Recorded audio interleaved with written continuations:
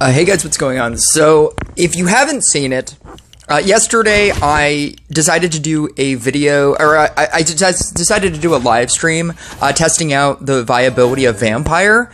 It is very viable. I might start using this until I get a level 15 Witch.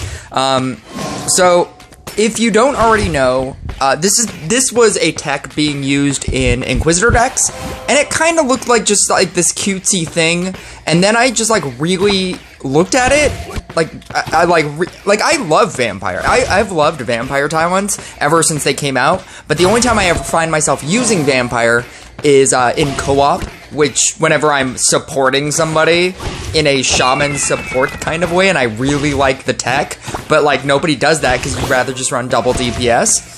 And so the way that people are running it in Inquisitor is basically just this build. It's Blood Saturation, Unbreakable Thirst, Unbearable Thirst, Blood Bond, and then Becoming a Lord. And each of the different things function in different ways. The main reason why you're using it is the Blood Saturation. I'm actually just gonna leave this the talent tree up. You don't need to see this beginning gameplay. Blood Saturation is the specific reason why you're actually using it. What it does is, as your vampire ranks up, merge ranks up, it gets 15%. You can give 15% damage boost to 2 units before it has to recharge.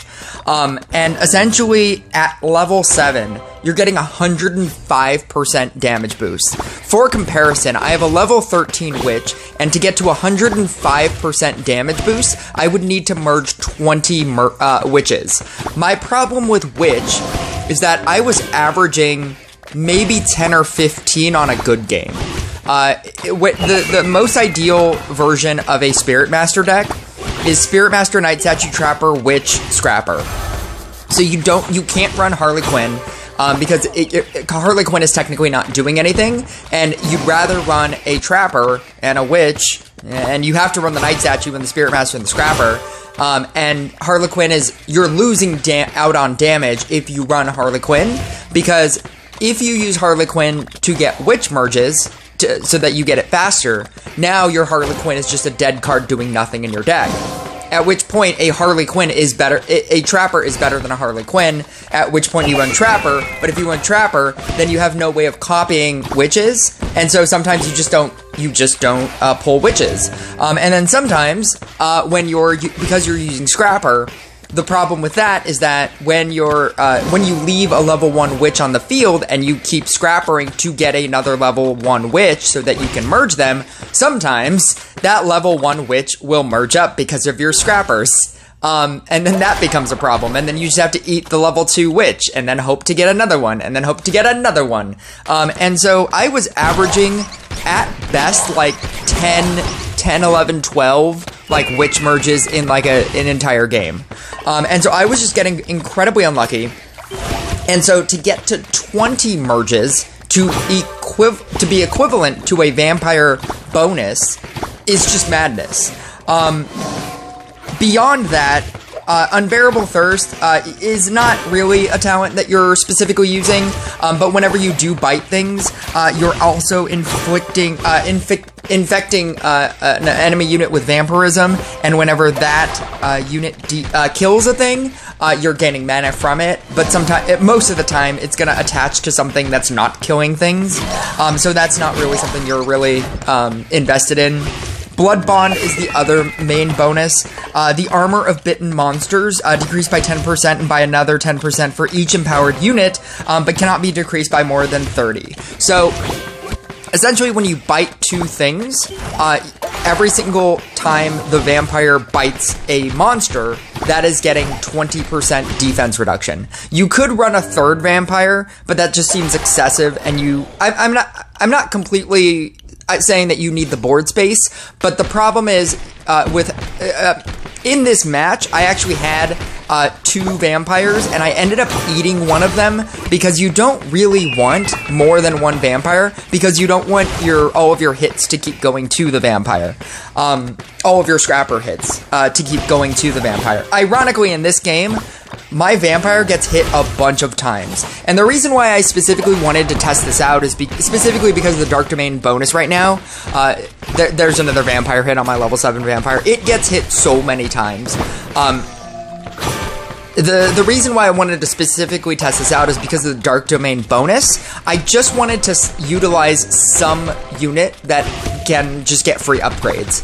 The most ideal one would be Frost, if you had a Max Frost, because then you could add a little bit of Toxic in your deck, but I don't have a Max Frost. So I thought, you know, why not? Why not try this vampire thing? It's pretty good. It's pretty good.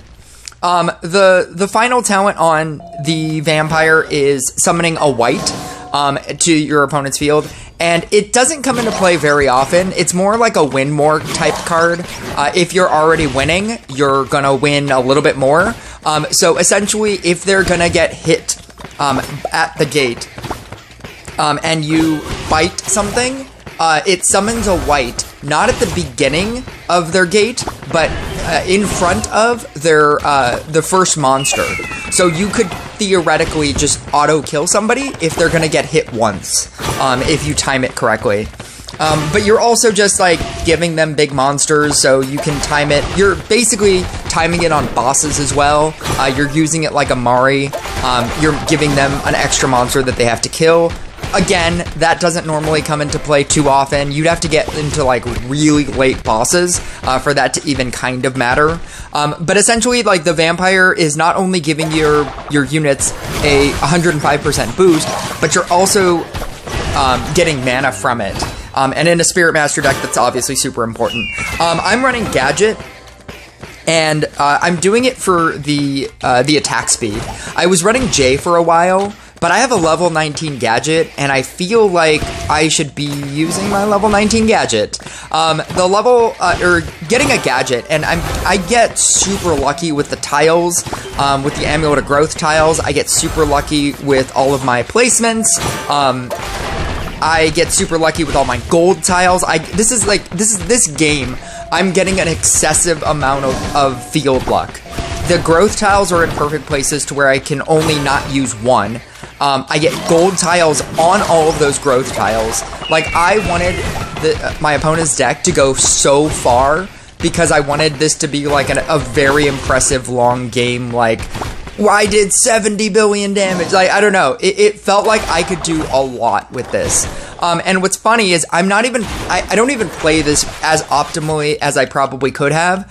I don't get a lot of scrappers, and so I can't combine a lot of the time. And I'm just, like, immediately eating things that come out.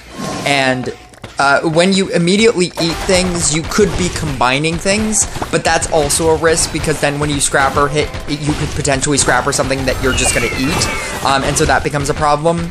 The other thing of note that I wanted to talk about is that I don't understand the other version.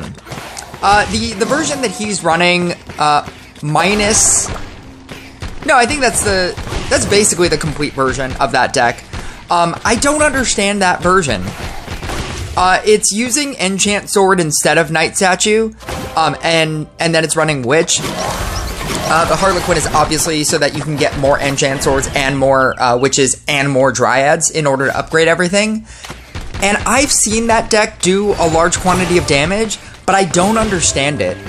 Once you finish out Witch stacks, and once your main things get, you know, full Enchant Sworded, that's it. And it feels like if you're using Covenant of Veteran, you're building stacks on your Covenant of Veteran statues, that has the ability to build forever. And it just feels like there is a very big specific cap on Enchant Sword Witch. And I suppose if the other person's deck cannot go on forever, then it's a good build, but I don't see how it works. I've tried it a couple times, I don't like it. I always feel like I'm going to die. Like, there's just an inevitability where I will die. With the deck that I'm currently running, I always feel like maybe I could have gotten more stacks. Maybe I could have played this better. But there is, you know, like, once you finish growth tile stacks, and I don't even finish growth tile stacks. We're at triple bosses. I'm at 26% on my growth tiles. It's very bad. This is, I'm not playing this very optimally. If I was playing this optimally, I would have full growth tile stacks. I'd probably have like 30 Night Statue stacks. Like, I would have much higher stacks. And I don't know how that happened. Maybe I'm pretty sure I just wasn't getting a lot of scrappers. But it could be something else too. It just felt like I definitely should, at the very least, be done with my growth tile stacks. But yeah, like, you don't even need to run a lot of trappers. I think 2 trappers is enough. And it's, I don't know, it's very good. I think it's very good. I'm glad that I remembered this. I was going to talk about this earlier. The reason why I'm running Gadget is very specifically because most of your damage that you're getting from your Spirit Master is through Stone Power. When you activate your Spirit Master, you have I think it's a 5% chance. You have a 5% chance to throw a boulder that deals 200% of your damage, each boulder. And so, with this many Spirit Masters attacking as fast as they are on a Night Statue, and then with Gadget tiles, increasing your attack speed with a spear, increasing your attack speed with wind power, increasing your attack speed. That 5% on all of your Spirit Masters is where all of your damage is coming from. Being able to do 200% of your damage every single boulder is madness. And then the other problem with Spirit Master is just that it doesn't have its own inherent stack mechanic. And that's why I feel like you really need a Covenant of Veteran Night Statue. I've tried this with a Sharpened Spear, and I don't like it, because you don't really want to build like 3 rows of Sharpened Spear, so that you can maximize your Sharpened Spears. And I feel like trying to summon in one, you know, because you're probably gonna, if you run Sharpened Spear, you're probably gonna run the one Sharpened Spear and like 4 units, and then you're gonna have like 1 open spot. I don't think you will summon in enough Night Statues randomly into that open spot. At which point, I feel like the double stacking on Covenant of Veteran is just better. But yeah, like, I beat this deck pretty easily. And I think it's like right here. Yeah. It's like an 8 billion damage game. It's fine, but I feel like I could have gone for so much longer.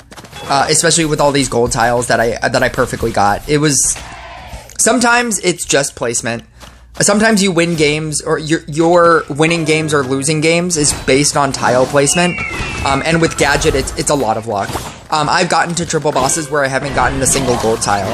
And then in this game, I'm getting all of these gold tiles on all perfect spots. I've had games where I've gotten gold tiles on like my Night Statue spots as well. And so that is also random. If you have like the tile, I'm so close to getting a level 20 gadget, and then when I get a level 20 gadget, you obviously have second wind, so you're getting tiles faster, or potential for gold tiles faster. With the item, you're also getting a higher percentage as well. I don't have the item. But yeah, I think it's really good. I think Vampire is viable if you don't have a level 15 Witch, or if you're just not getting as many witch stacks as you can. If you're getting like 30 witch stacks every single game, which is obviously better.